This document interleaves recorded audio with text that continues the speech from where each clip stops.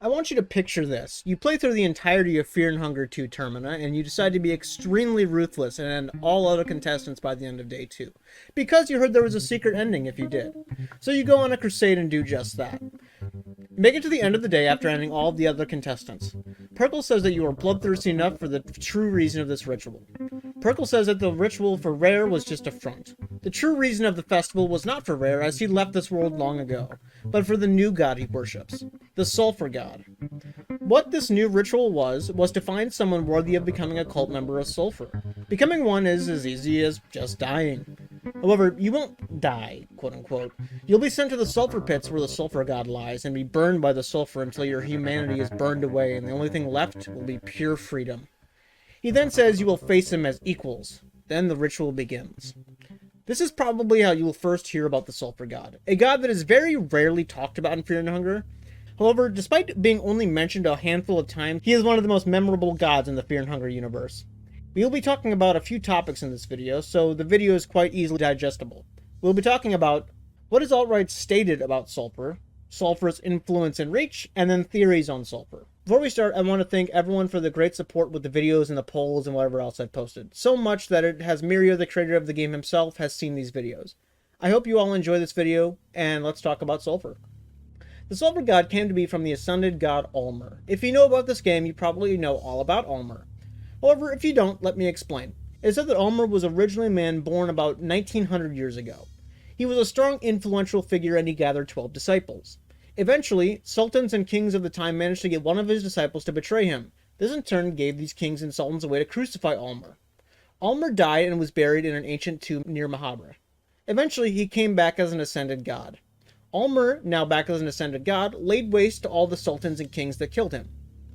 Well, when Alll-Merr ascended, he threw away his humanity to ascend. This humanity was then burned in the sulfur pits for eternity. This humanity he left behind in the sulfur pits is, you guessed it, the Sulfur God. His symbol, according to the Fear and Hunger wiki, is the alchemical sign for sulfur and the philosophical sign for fire. The meaning of this sigil can be translated as just burning sulfur. Perkle will tell you more about the Sulfur Cult when you complete your 2-day killing spree. Perkle will say that the whole point of the Sulfur Cult is to have complete freedom. He will say that the powers in the world, like the world governments, are cruel and horrible, just like the rest of humans. However, they just got their way to the top first and cemented themselves at the top. They won't look out for you, so you have to be completely autonomous and free, because you can't rely on kings, governments, or sultans. The only person you can truly rely on in this world is yourself. Look at all the millions that have died to disease in the past 2 world wars. That's what happens when you rely on the powers that be. So you have to be completely free for yourself and no one else. Now, that's not a lot of information. However, that is not the whole story. The story of Sulfur is just as much a story of his cult, as it is actually him. The Sulfur Cult has a bunch of distinct members. The way to become a Sulfur Cultist isn't as easy as just joining a religion, as we discussed in the beginning of this video. The way to become a cultist of Sulfur is being recognized by another cult member.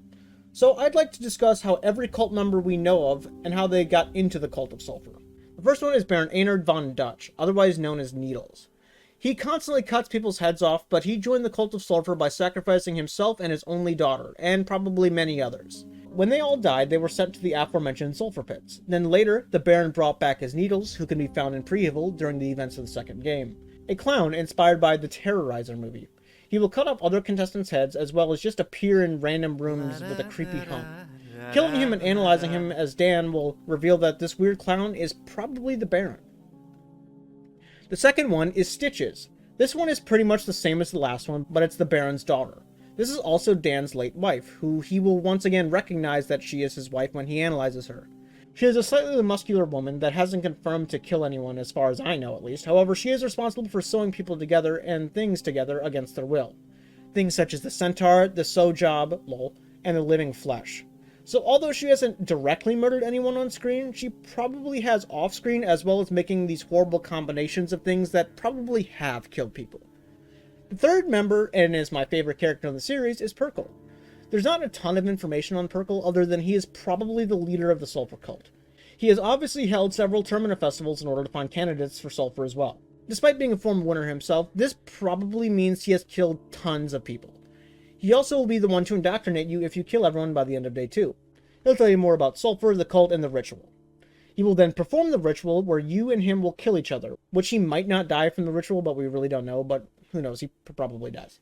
The last one is the serial killer in the White Mold Apartments. He's killed at least 4 people in the name of Sulfur. He is also the reason we know what the symbol of Sulfur is, as the sigil for Sulfur is on the ground in his apartment with his diary on top of it. I've also heard this might be the janitor from the beginning of Termina, but I haven't seen the lore on that, but it is possible and even likely.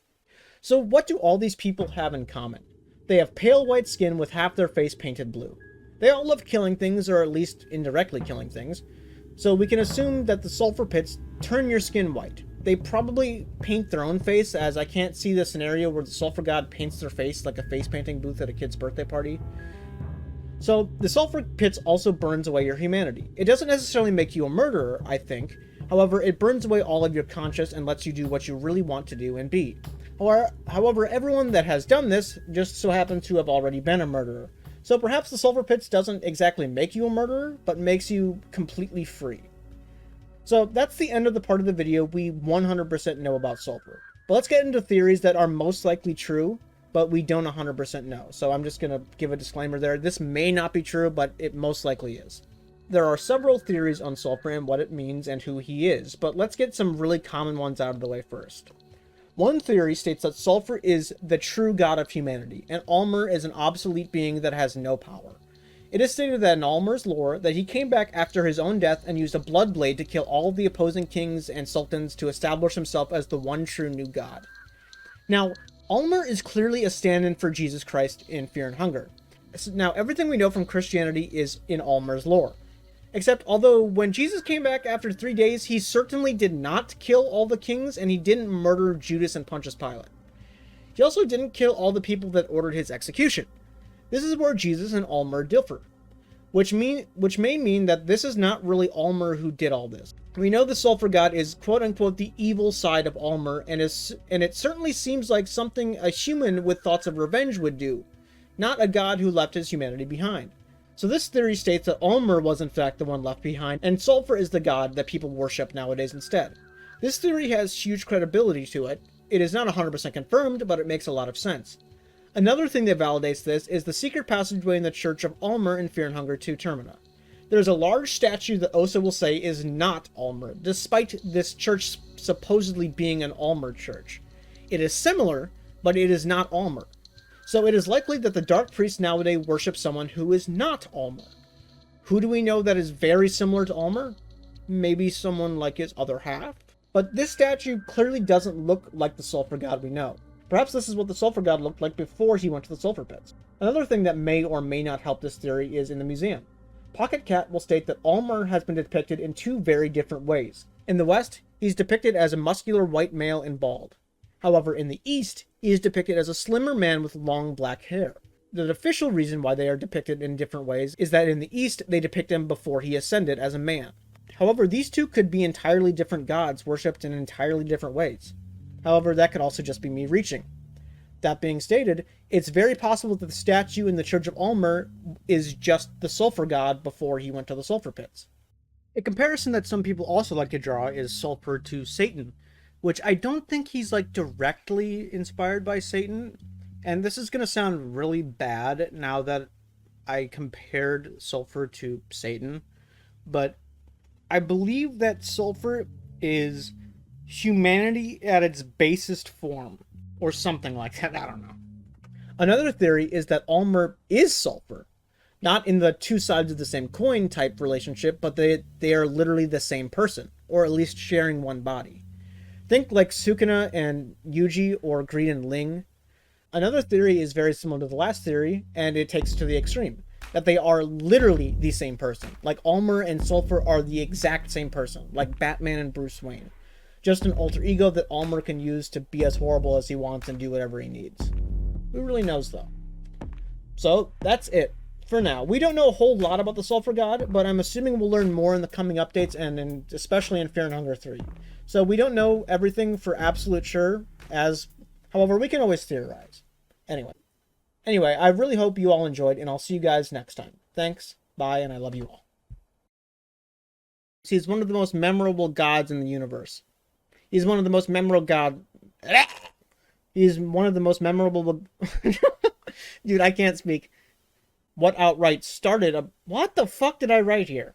Before we start, I want to thank every... Oh my god. As the sigil for Sulfur...